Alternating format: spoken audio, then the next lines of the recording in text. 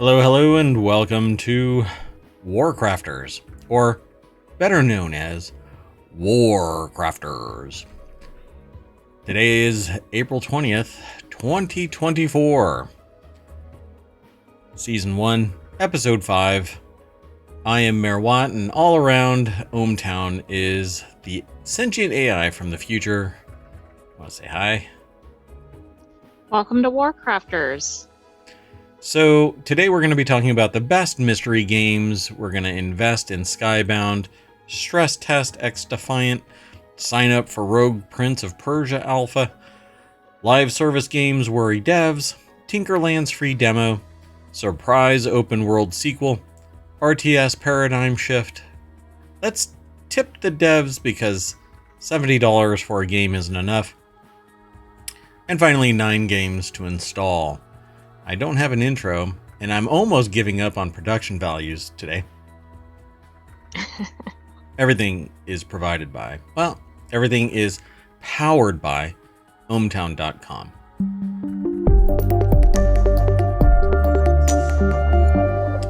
Hello again, I am Mayor Watt, that is ohmTown.com, and all around me is the sentient AI, always watching. I'm watching you, Mayor Watt. Oh. You know, I'm supposed to go, oh, isn't that sweet? But I'm a little scared. And I did not update the the title of today's show, so I'm really botching this. So let me do that real quick. This is our high-level production values, folks. High-level production values. Okay. So we're good to go. So if you are in chat, thank you very much for coming and hanging out. If not, I'm sorry that I missed you or you missed us, or hey, it is what it is. Let's get into the show. Very first article is over in WarCrafters, best games for solving mysteries. The mystery, police procedure, or detective genre of video games has an impressive library, and its evolution can be traced to the earliest walking simulator games that used only text commands. Do you have any guesses what they're going to discuss there? I'm not sure what, well, I don't know. I actually, this is probably going to be modern games, but anyway. Yeah, like Zork.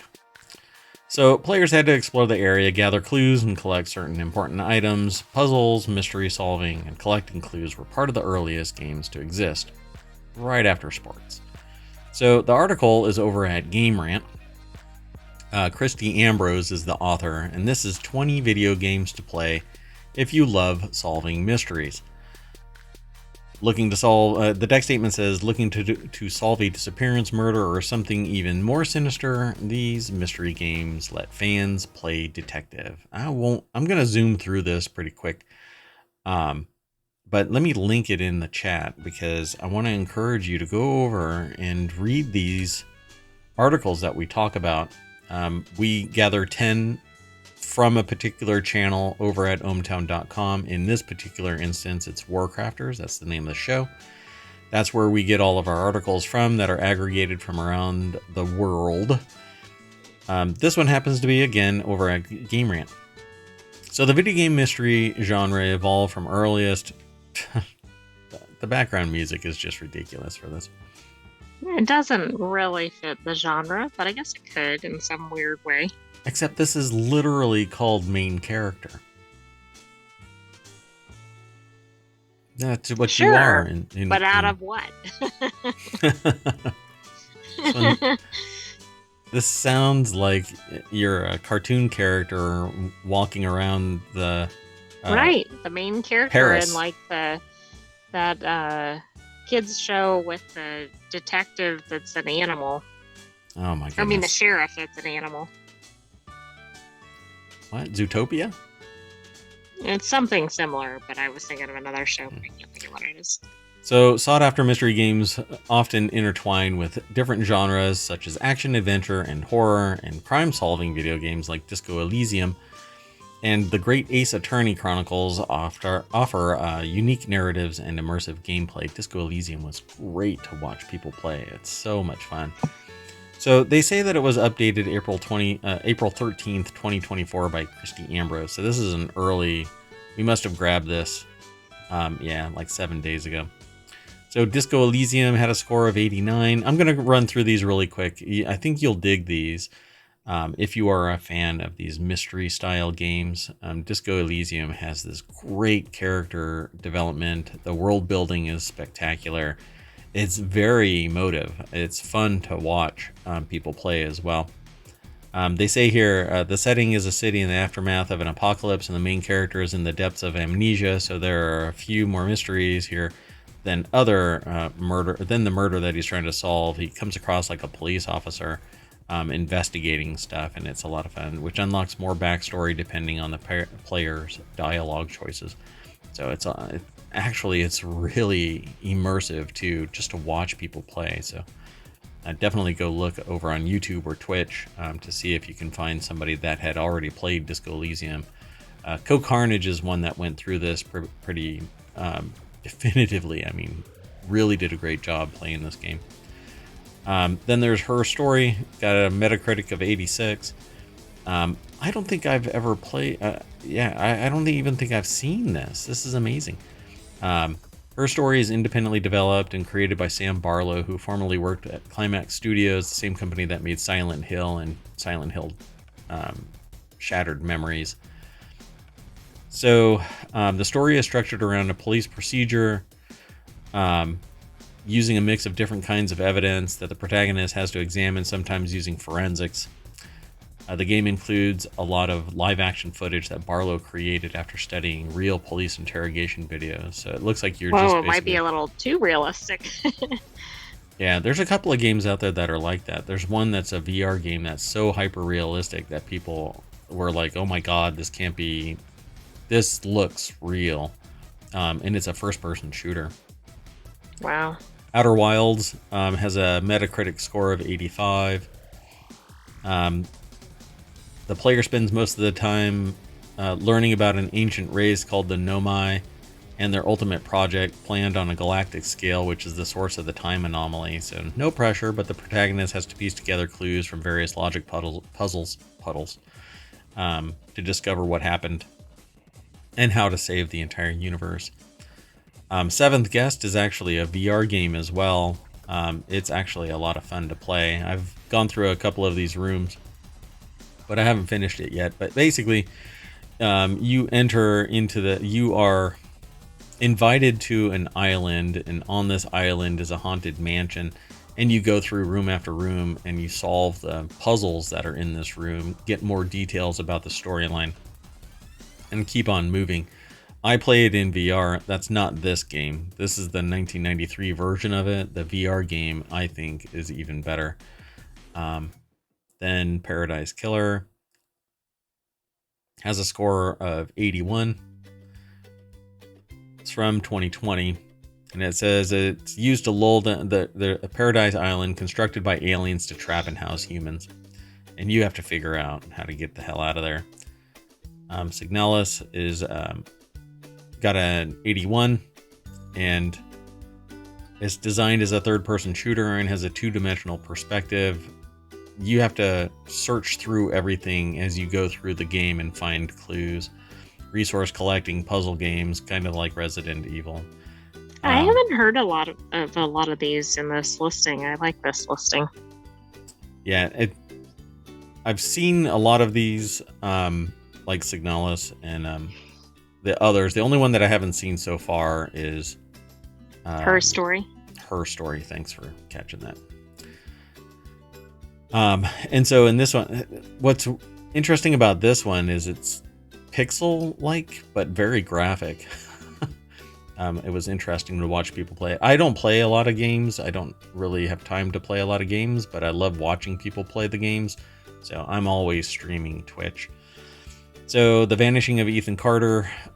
This actually had a lot of people talking about it at the time. It's actually come back periodically. The player follows a mystery through an impressive collection of artistic settings and immersive locations. It's the atmospheric quality of The Vanishing of Ethan Carter that most people cite as what elevates it from other mystery-solving games. Grim Fandango is damn near part and parcel to anyone older than probably 30. So Grim Fandango was quite the attraction to game playing. It says on a technical level, this is one of the first times that a 3D rendered video game looked good using an unconventional animation style that mixed film noir with, it says, Calico-like characters.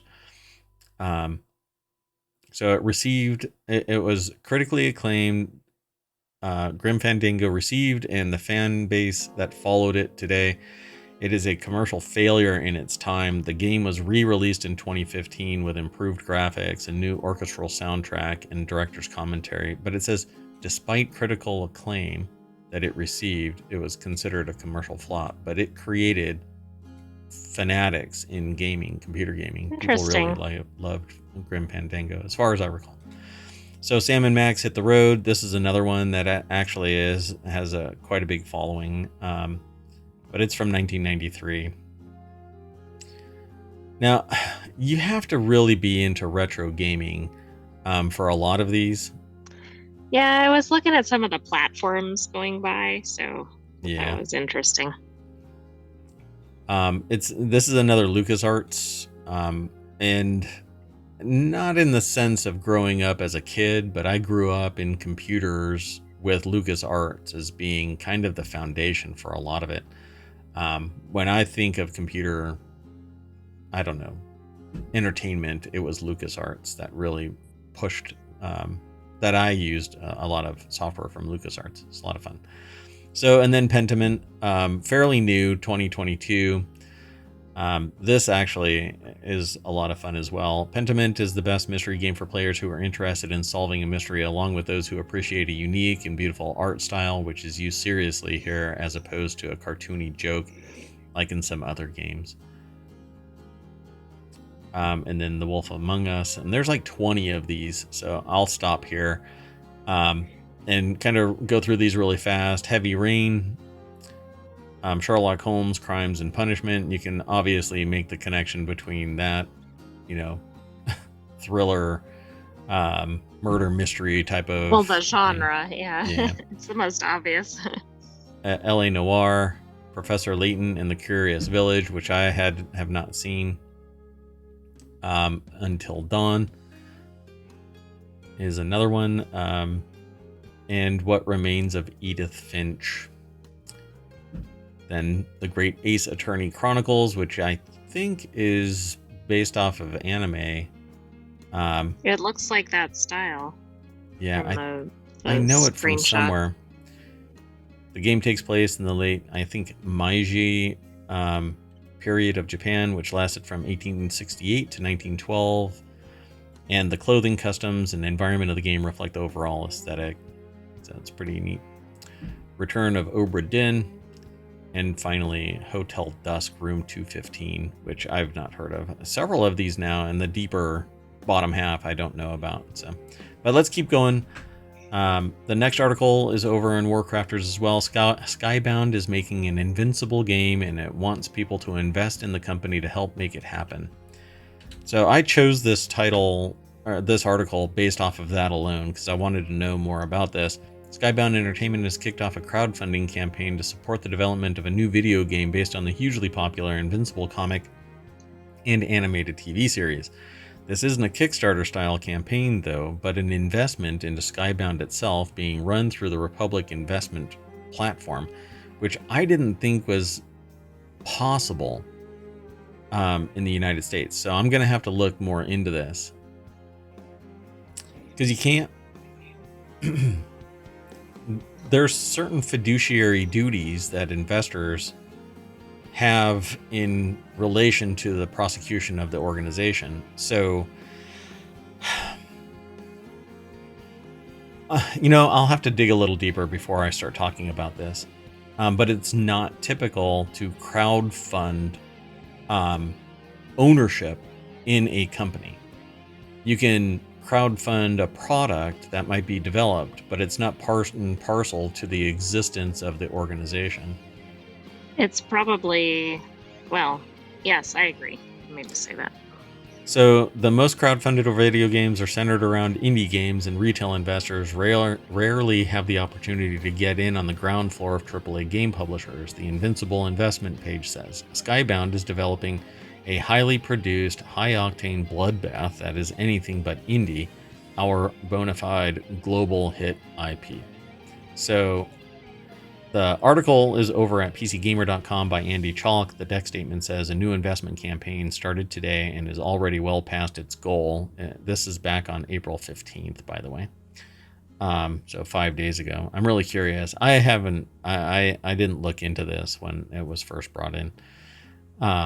So it says we've successfully raised $18 million from everyday investors and fans via Republic Seeders. And we are inviting you to join us once again. What do you say? Guts, gore, and potential investor glory. So here's the issue that I see with this is if there's thousands of investor owners, it's not stock that seems to be being shared out. So I'm not sure what it is where you're owning it. So I'm going to have to look into this again.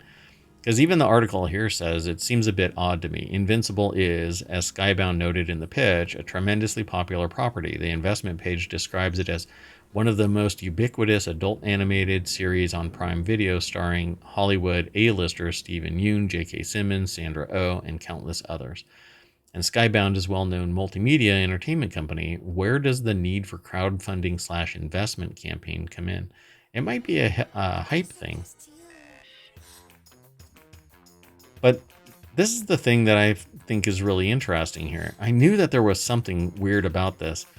The minimum investment amount is $100, right? But again, it's not saying that there is any asset there. You're not owning a share, right? It's not equity. See? CrowdSafe Holding, meanwhile, is not actually equity in the company, but rather an agreement that may provide investors with equity upon certain future events. The CrowdSafe is an investment contract between investors and companies looking to raise capital, the Republic website states. Individuals make investments for the chance to earn a return in the form of equity in the company or a cash payout if the company is acquired, goes public, or sells all of its assets. So it's kind of like a limited liability instrument wherein they own a portion of whatever the future value is, should it create any. And it would be commensurate. And if Go ahead. They go public or if other things happen, you have kind of an early in with the company. Yeah, this might be interesting to read. There's a full 14-page Skybound contract, and they say self-flagellation is your thing. Yeah, a flagellation is where you whip yourself, basically. But in short, it essentially sets the terms under the investors in the campaign will be granted units of common stock in the company. It's pretty much all left in the hands of Skybound. If another round of fundraising is held, for instance, Skybound will make a discretionary decision about whether to issue common shares to CrowdSafe holders or continue the term of this CrowdSafe without converting purchase amount to common interest. So it's basically cash on hand, kind of like a home loan, right? A home equity, what do they call it? Equity like a line HELOC? of credit. Yeah, HELOC. And so this isn't an instrument. This is just a cash pool, and they can decide if they want to issue common shares. But with each round, typically shares or investments actually get diluted, particularly if you don't have Well, if you have more class investors, shares. right? And they already have investors. So what apportionment of the stock is already attributed to the investors that are in CrowdSafe? There has to be a class of shares that are given to them. I just have to look into this more, because everything that I have ever been told is crowdfunding doesn't give you equity, and to be an equity investor, particularly in a company outside of basic trading stocks, you have to meet certain levels of financial responsibility.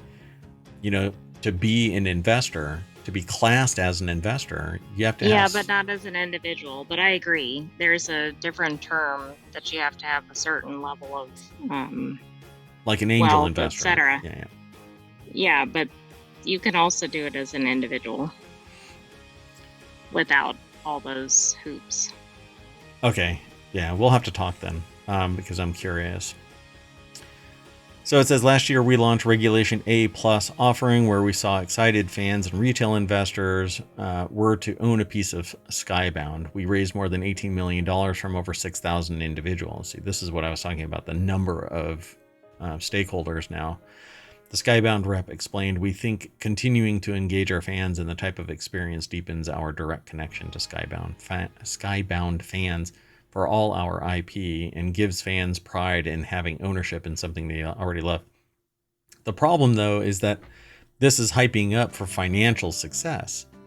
So it's kind of like a soft pump and dump, because these people, all 6,000 of these, are going to be out there championing the cause, not because it's a good product, but because they have a financial return on their energetic investment, however little or great it might be. I'm really surprised that this is allowed. But again, if there's checks and balances and nobody is going to get abused from this, then I have no problem with it, ultimately. But I've not seen this manner of construction. But I've been caught off guard by other things that have seemingly transpired in 2022, 23, 24.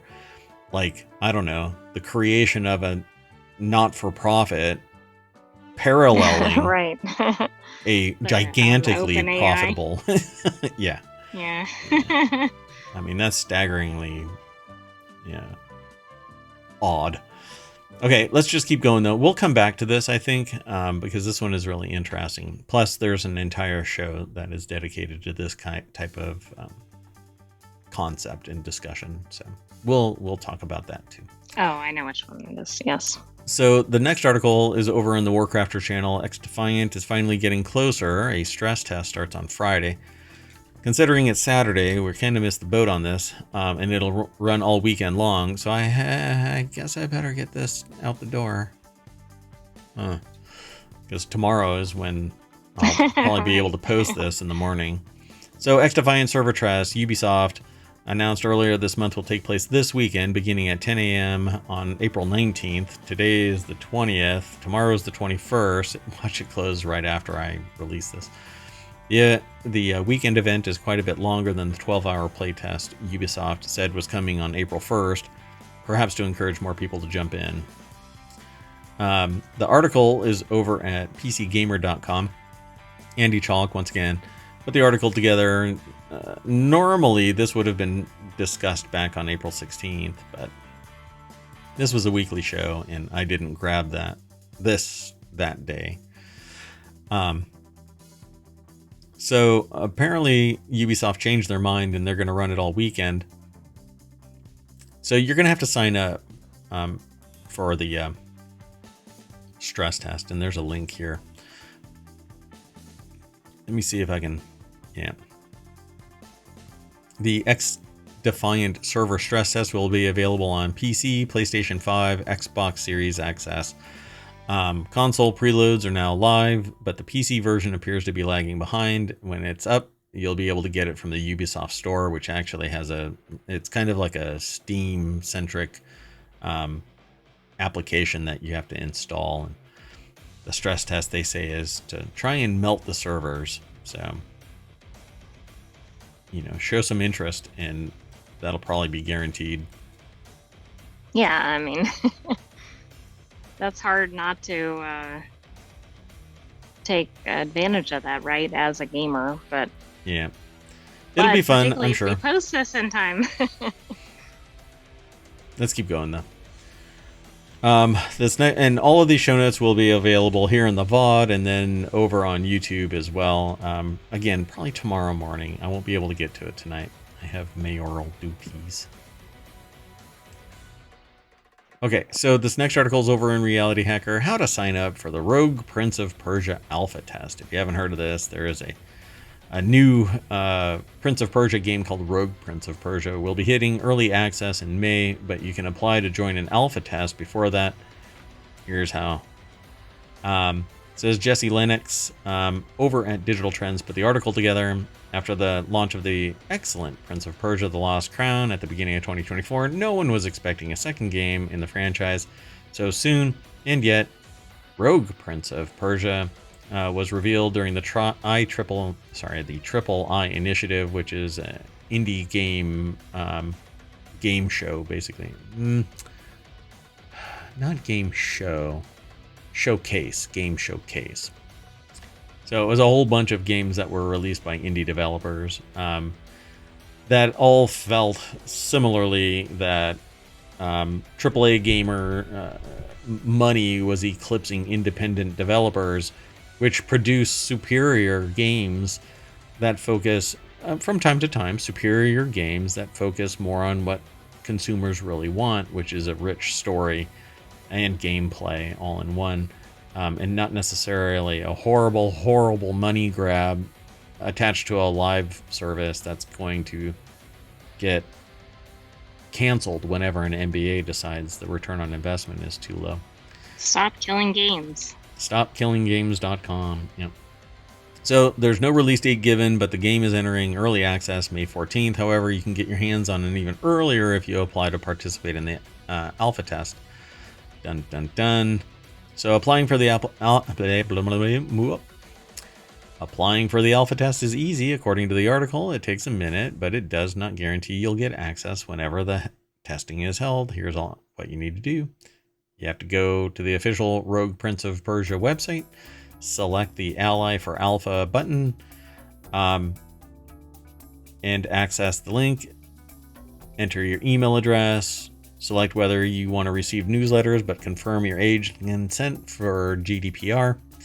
And that's it. If you're selected, you'll get an email with further instructions on participating in the alpha test. And just so everybody knows, I will not be doing this because side-scroller games aren't my jam. That's so okay, it's not going to be your forever game. It's not my forever game. So I guarantee you my spot, should I have gotten it, will not be given to me because I don't just enter to enter. If I know that I'm not going to play the game, right, I'll bow out. So let's keep going though. This is all kinds of good news, y'all. So this next article is over on WarCrafters. Publishers pivoting to live service games have most devs worried, and consumers StopKillingGames.com. Exactly. The newly published survey shows that most game developers aren't too sure about live service video games like Destiny and Suicide Squad representing a sustainable future for the industry, and think that the return of paid DLC might be a better option instead. Helldivers 2, for instance, is a live service game, and at some point the company's going to stop, right? They're not going to support the service, etc., etc. And so that live service is going to go offline. How much of the game is going to be hobbled because of that? Is it going to be and all how of much the crew? Real money are you going to put into in-game purchases? Yeah, and really, I don't like the idea. There's a lot of people that I've spoken to that have said, well, you played the game for 10 years, you made your money's worth, right? I'm like, no, you don't seem to understand. I bought the game. I didn't buy, hey, here's 10 years worth of play. I bought the game. I should be able to play it until I drop dead at the keyboard. So give me back the whole of the game that I expected to be able to play. That's not how it is. They tell me to get off their land, old man. But here's the deal. You pay for a game, you should be able to get it. In its entirety, in its full capability, as it was rendered in its original purchase state.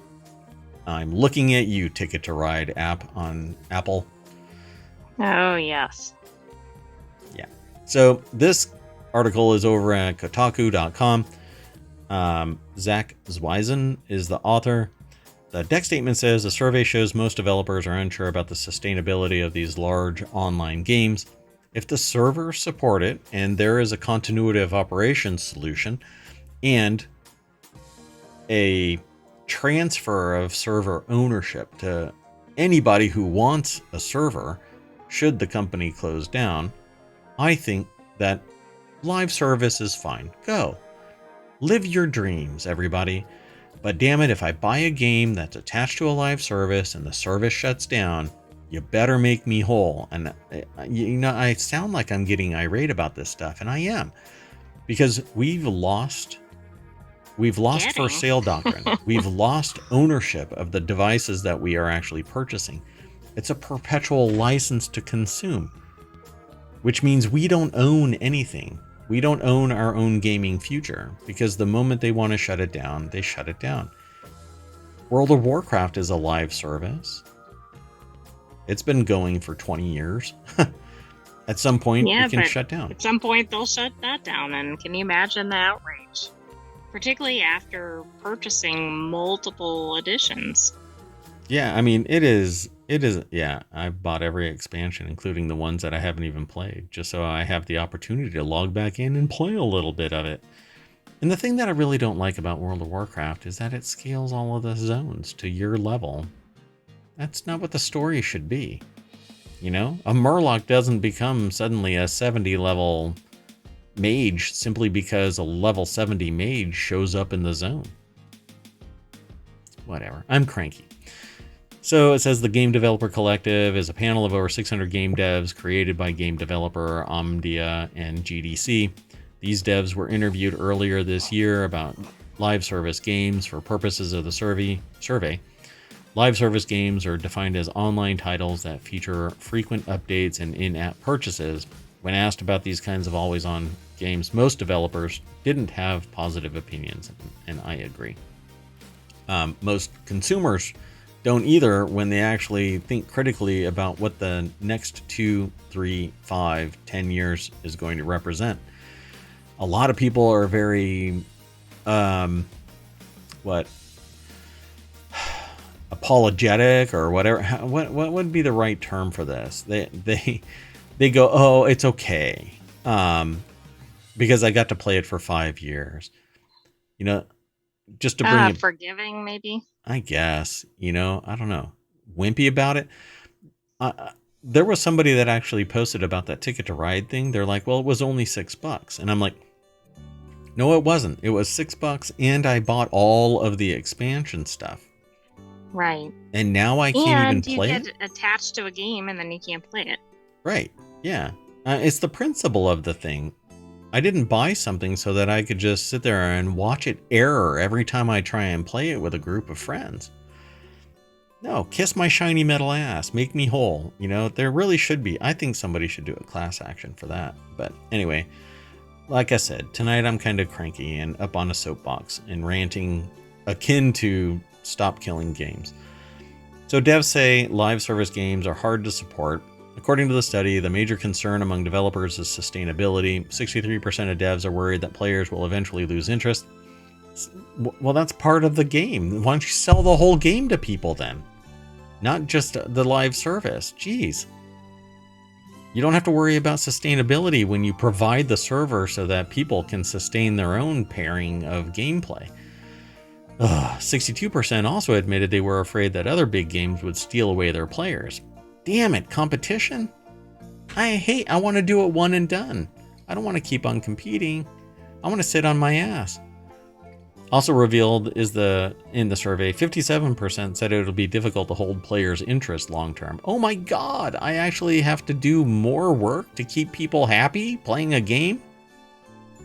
Wow, I mean, you know, customer service maybe? How do I keep customers? Oh, my god.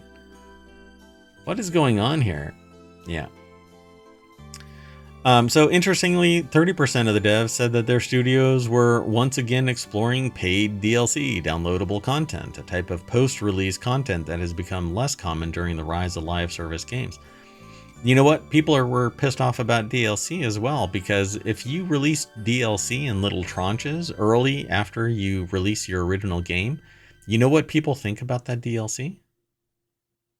No. It should have been in the damn game. And all I you're mean, trying... I'm not surprised that people are worked up about that.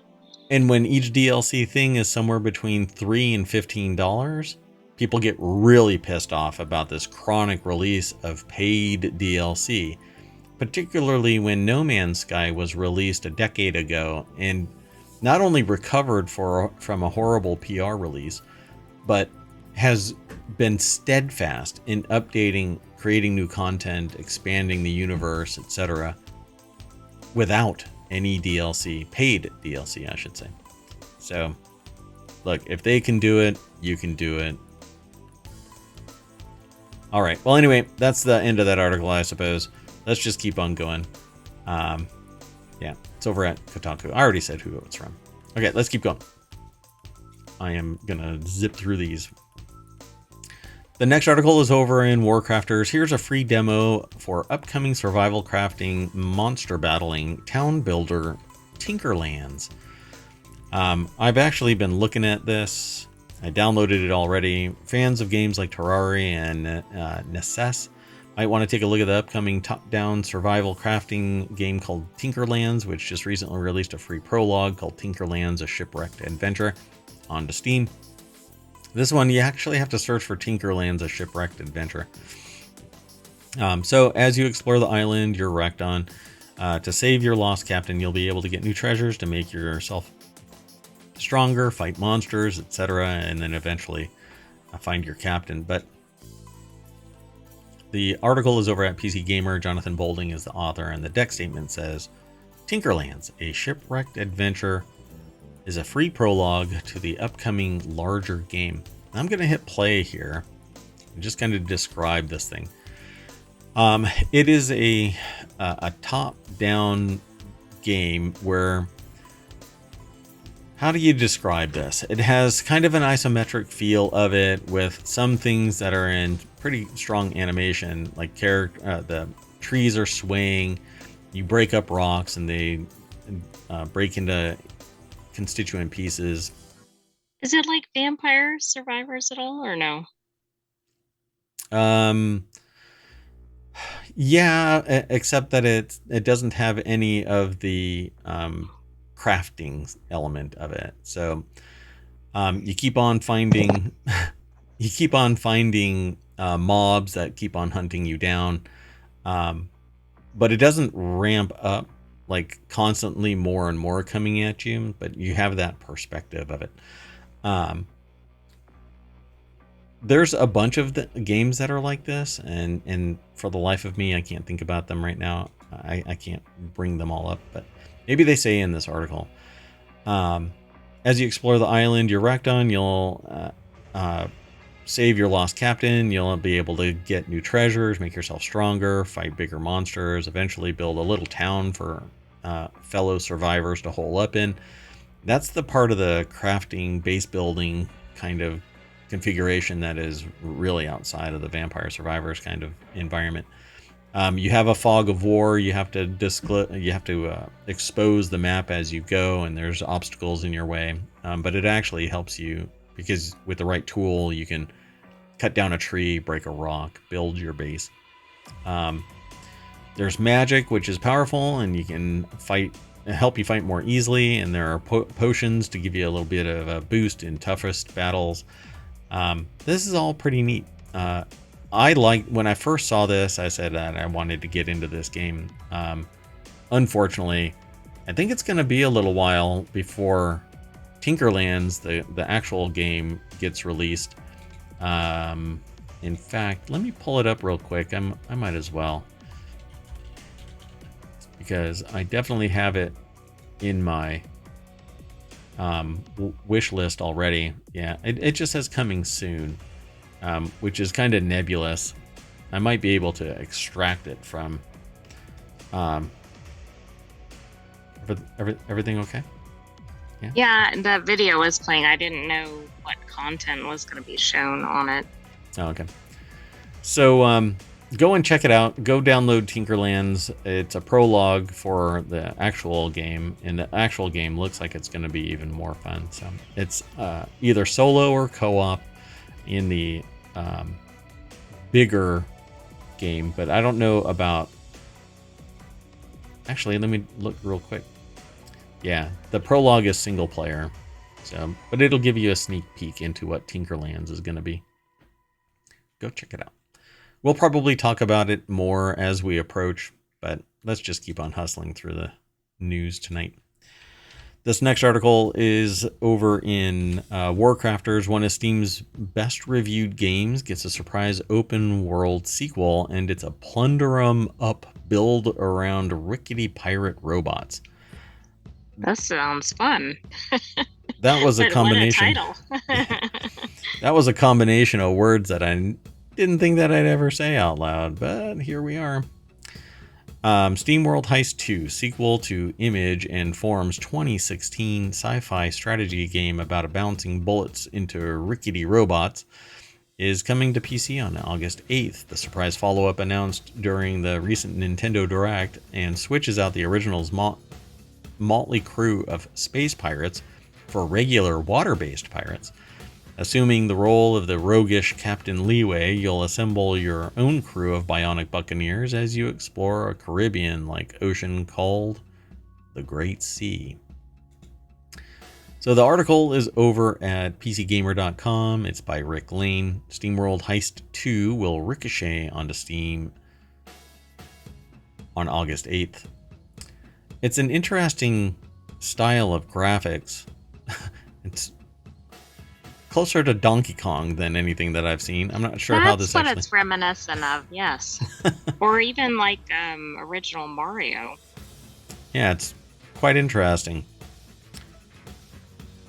Yeah, interesting. It even says it's Nintendo Direct. So let's scroll down here. I gotta pause that. I don't know if it'll autoplay again. Yeah, every time I do anything, it autoplays. So, SteamWorld Heist 2. I'm going to hit play here, and we'll see if this actually does anything else. I won't... it's already muted. So it is a side-scroller, at least for this screen. Oh, the whole thing. It's very much like Donkey Kong. That's pretty fascinating. Yeah, I dig this. But it has really great high-resolution graphics.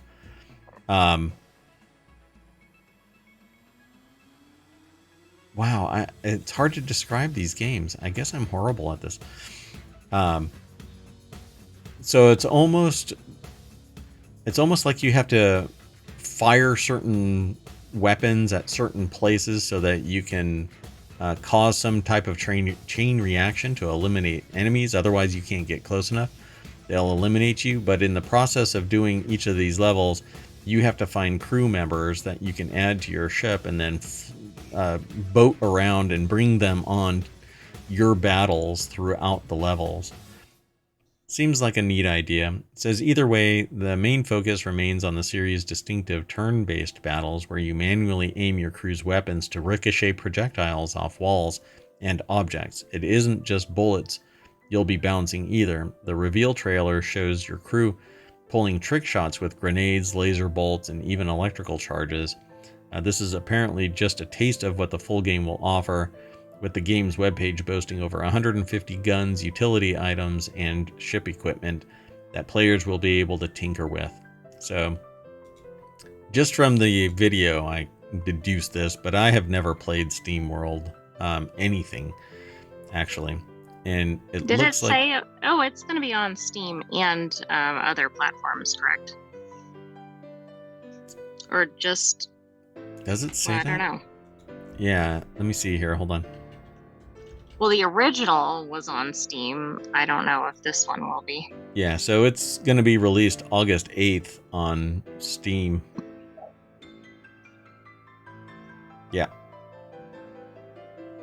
Yep, it'll be released on Steam as well. So go and check it out right now. Add it to your wish list. It's pretty cool. Okay, let's keep going.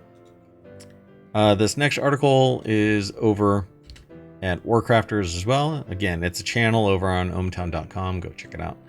Uncapped Games, a new Tencent studio formed in 2020, revealed itself to the world this week. And the article is titled A studio helmed by StarCraft 2's multiplayer lead wants to create an RTS paradigm shift with its unannounced game. That was really interesting because StarCraft, I was a big fan of StarCraft. I loved playing the original StarCraft 2, but I have not interacted with anything involving StarCraft in I don't know how long now. So I'm wondering what this paradigm shift is. yeah, here, let me. So it's a lofty goal, it says. But if you had to tackle the job, Uncap's got the kind of roster you'd want. So it's got a bunch of RTS veterans, Tencent Studio Uncapped Games. Hopes to revitalize the RTS genre with a game that's not about playing the piano as fast as possible. Lincoln Carpenter over at PCGamer.com put the article together. Let me see if I zoom in a little bit. I want to scroll through this real quick to see if there's anything that can actually be discussed. They want to take a stab at designing a game that's just the most fun to play rather than the most challenging RTS ever. Take StarCraft 2. It's one of their favorite games of all time, but they often wonder, like, is this really a real-time strategy game or is it more like real-time execution? By fixating on the speed and precision of professional tier competitive play, RTS development was overcomplicating its core gameplay, alienating players who might otherwise be interested, he thinks. Quote, "Why are we making an RTS game?" said Kim, "where you have to be so good at, like, playing the piano as fast as possible, as efficiently as possible." I mean, that's part of the game, if that's what the game's rules require, I suppose. Instead, Uncapped Games is trying to design an RTS sim. Sorry, not sim. An RTS that champions approachability as much as it does strategy. As one quote, "As one of the developers that's worked on RTS for so long, that statement has never been true. That they're easy to learn, difficult to master. We really wanted to take a stab at easy to learn." Okay. Well, I don't know that that's a bad thing, although that might put off some of the more experienced gamers, but maybe not. Yeah, it seems like a lot of experienced gamers want more complexity, which leads to greater options in styles of combat and counters and things like that. And when it gets too simple, if it's too easy to adopt, then there's just no competition, really. It's just more like an exercise in tenacity. The other person just got tired and stopped playing, that kind of a thing, you know? Right. Yeah. If it's so simple that you don't need to know a lot to play it, then it's chess. That And you could be a non-gamer, right? yeah, and still play the game competitively, which that's just not how the real world works. I mean, if everybody can be competitive, then, you know, it's going to be really tough to find competitive level players because everybody's playing the same thing. Like, chess is pretty chill, and the real competition comes in the long-term strategy. And just like poker, people who do irrational things piss off poker players, and you see them, you know, flipping the table. That's kind of how gaming works too. When you do something irrational, people think that you're a shit player when you're just having fun.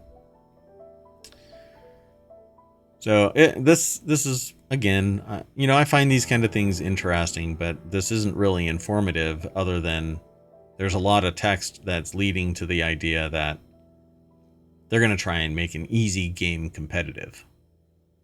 Right, and it does say we'll know more at time of Summer Game Fest in June, so maybe we'll see another article come through. Oh, look, World of Warcraft made it into this article too. Let's keep going. The next article is over in WarCrafters. Former Blizzard president suggests you should be able to leave a $10 or $20 tip for the devs because some games are that special. I don't know. Why don't you share some of the wealth with your devs? You know? First Well, reported by... yes, I don't really like this. Like, why do we need to eke out more funds out of the gamers? Yeah, I mean, a $70 freaking game should be good enough. Plus in-game purchases and whatnot, you know. Most of these games are going to be these live service games where you have to keep on paying to get something. Like if I want to change my name, I have to pay. If I want to move to a new server, I have to pay. It should be a freaking bonus to you that I'm moving from a high density server to a low density server so that there's no strain on the high density server. Exactly. But no. They should be paying you. They should be paying me. That's right. Anyway, first reported by VG247. I think it's Video Games 24/7, but VG247.com. Former Blizzard president Mike Ibarra took to Twitter a few days ago to suggest a new form of showing developer appreciation. Having the option to leave a $10 or $20 tip on a game you love. You know, I guess like a sentiment at least. So when I beat a game, there are some that just leave me in awe of how amazing the experience was, Ibarra wrote. At the end of the game, I've often thought, I really wish that I could give them more money. It's such a stupid bullshit. So I don't know about that. Ted Litchfield put the article together over at pcgamer.com. The deck statement says, I mean, I guess, but not really. It's such Okay. It's just a stunned statement that I can agree with. You're like, okay, whatever. Yeah. But it's just like the person with the Ticket to Ride sentiment that said in the chat group, look, I got a lot of fun out of it for $6. I'm willing to pay again for it. And then when you go and look at what was released 4 months ago, the new Ticket to Ride, everybody hates it, but somehow it still has like a 4.7 or something like that rating. But it's just because they like the original, probably. Yeah, it's the nostalgia. And what I don't want to do is have to repay it. I already purchased it. Make my damn game work the way it worked out of the box. You should have a responsibility to maintaining the integrity. If you have the stones to create a whole new game, you better send me a key to that new game, and then I get to decide if I want to keep one or both. But you know what? I'm so irritated by this. It's driving me nuts. Anyway, Ibarra cited games like Horizon Zero Dawn, which I thought was great, God of War, which I got bored with, mainly because of the constant refrain that went throughout God of War. Red Dead Redemption 2, I actually didn't like the interface for that. The way that I had to travel, I don't know, I didn't like it. Elden Ring was great to watch other people. Baldur's Gate 3 was a great game to watch other people. I don't know if Blizzard should be hyping up Baldur's Gate 3 because it's not like people were paying them more money as time went on. They absolutely crushed it and set the stage for everybody else to live up to, and nobody is going to live up to what Baldur's Gate 3 was. Anyway, well, that's worth tipping. Interesting. Does Yes. he still work at Blizzard? Because he's former president, but that doesn't mean he's gone from the company. Right. I don't know where he is, actually. You know, I should probably pay attention to that, but they say I know $70. See, he even says it. I know $70 is already a lot. But it's just an option at the end of the game I wish I had at times. Some games are that special. Yeah, that's because you're making 6 digits easily in every year, and you have stock options. I mean, come on. This is such a bullshit perspective. No, you charge what you think the game is worth per instance, and you give them the whole damn game. I'm going to keep going. It looks like he left, by the way, in January 2024. Oh, yeah. Yeah, he's one of the ones that punted. So this last article is in the Wanted channel. 9 Steam games to install first on any gaming PC, which could be any gaming, or any PC, really. Whether you're new to gaming or jumping ship from consoles or just adding PC games to your life, you really know Steam is the place to be. I bet you I'm gonna get a DMCA takedown for this. For this article? No, this song that's playing in the background. Oh, okay. There are other PC storefronts to choose from, but unless you're looking for a specific game exclusive to one of those, Steam is the one-stop shop for all the games you could ask for. I don't know. The Epic Store gives you free games all the time. I've got like 80 games in my Epic Store that I've never paid for. So that offsets the fact that I'm not a big, I don't know, fan of Epic. But anyway, I mean, I like them. Don't get me wrong. Probably won't buy them up here. So we lost them as a sponsor. Damn it. I'm never getting keys. My summer of stream is going to be so screwed. So if you're just joining, we'll still talk about them in WarCrafters. Yeah. I still respect you in the morning, Epic. Jesse Linux over at pocket-lint.com wrote the article. The deck statement says, if you've taken the dive into PC gaming, Steam will no doubt be your first stop. These are the games you should boot up first. So let's get into this. I'll do this one really quick too. So Portal, yeah, I mean, that's old school, and I think everybody would love this game. It's kind of a puzzle game kind of thing.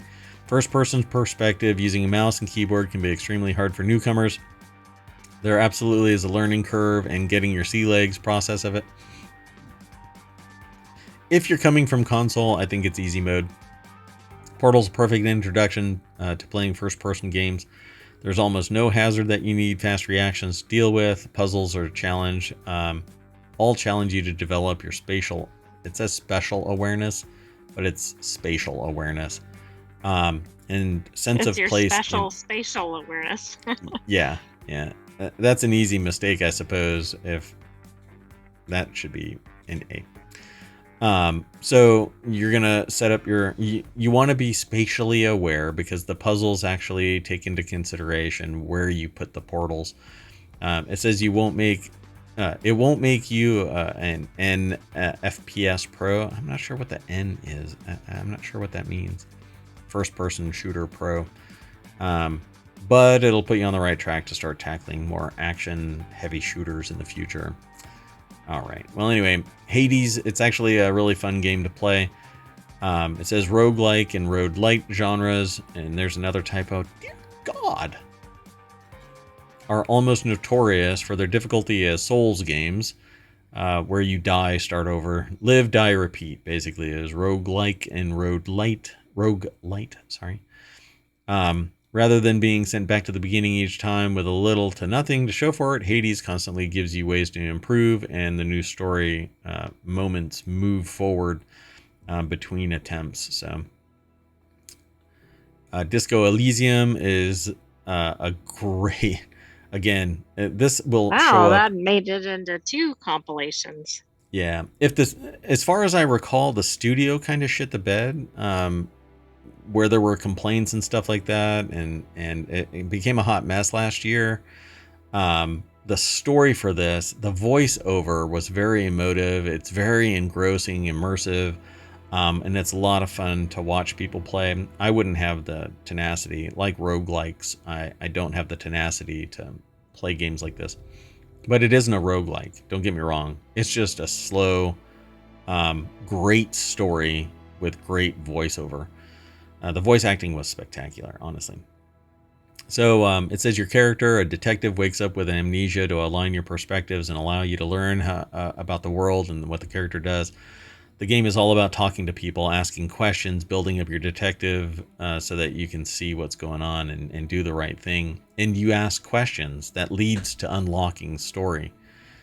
So if you rush or assume something, you can make the wrong path through this game and get the wrong thing at the end. Slay the Spire actually is kind of a fan favorite for people, but it says by being it's a collectible card game. So deck builders and collectible card games are another pair of genre typical seen as hardcore. That's not necessarily true. Slay the Spire, a deck building roguelike. You basically reset between sessions, and you play the cards to eliminate the enemies. You build up your tune. and you keep going through the adventure. The objective is to get to the end. Stardew Valley, hundreds of hours, and now there's mods that like quadruple the size of the map, and it's actually a lot of fun. There's a perfect game scenario that you can play this game through, or you can abandon all hope, ye who enter here, and just hang out and build your world. It seems like you could get sidetracked pretty easily in a game like that. Easily, because all you have to do is sit there and plant and make money, for instance, instead of progressing the storyline along. But there's romance and having kids and yeah, it's actually a great game to watch, and even more fun with multiple players to play together. I won't even easy game. Definitely get this. $15 on Steam, and you can expand it with mods. Baldur's Gate 3, can't really say much more about this than Baldur's Gate 3 is a game that apparently never ends. I didn't get into it. Again, it was a different style of game that I wanted to get into. I like first-person games, survival crafting games, like Icarus or something like that. Well, Baldur's Gate 3 has a great storyline, great voice acting. Depending on how you play the game, it has a fundamental impact on the outcome of it. And there's even a darker mode to it where you can play somebody that's more on the psychotic side of things. You have a dark, what do they call it? I can't remember what it's called. It's like a dark embrace or something like that, where you really do take on the persona of somebody that has zero emotion. And yeah, then Persona 4 Golden, which I've only seen people play, says whether your fondness of your time in high school, assuming you're past that age or not. The author says, I think we can all agree that is a very pivotal time in your lives. Persona 4 Golden examines that time of uncertainty, personal growth, and coming to terms with one's own identity, wrapped up in a supernatural mystery. And again, it's this storyline. They should have added that to the mystery article. Yeah, this one seems pretty interesting too, huh?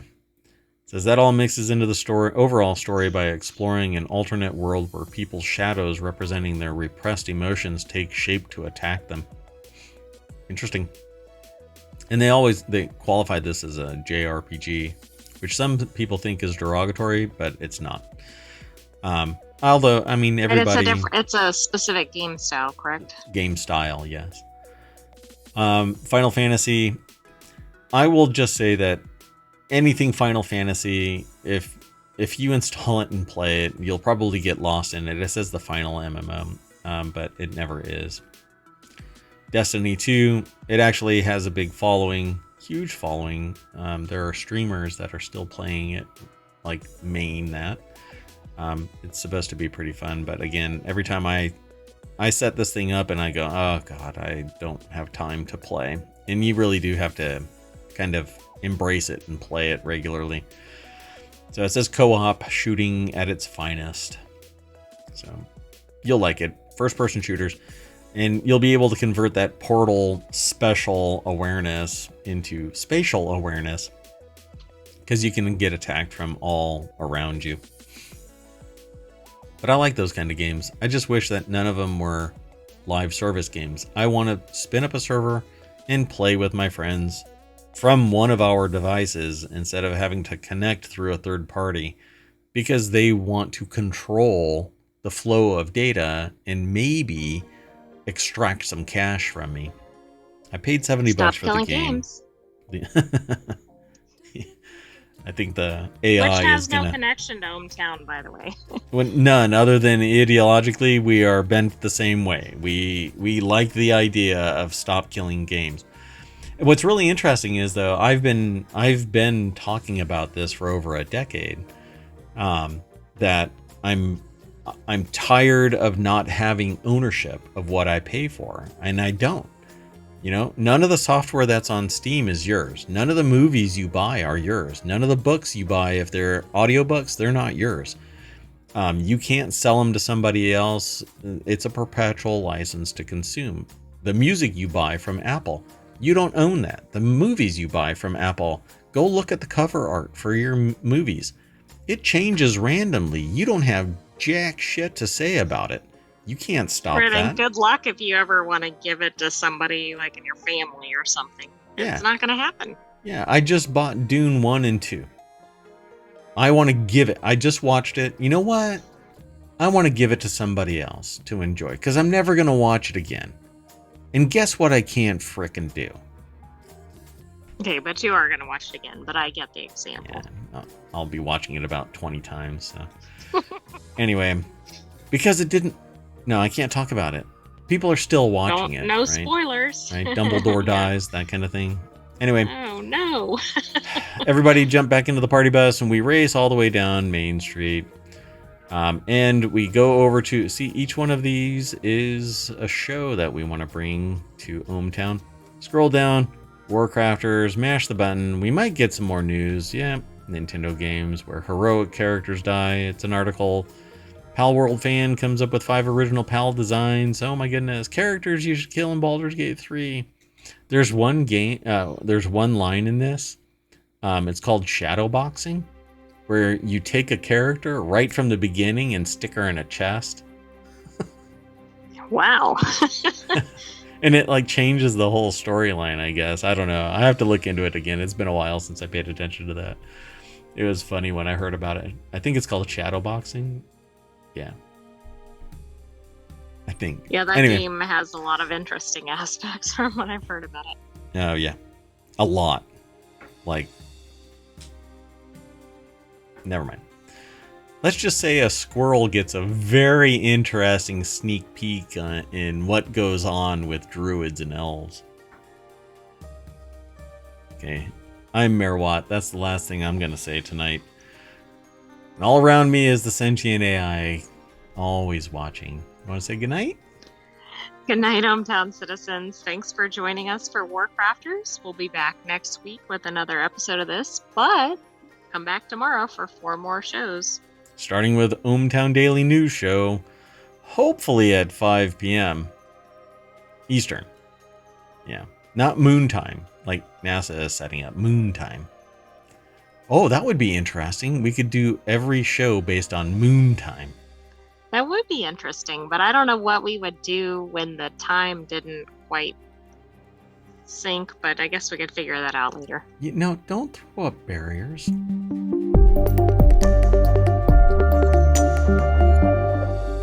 To the moon, ohmTown!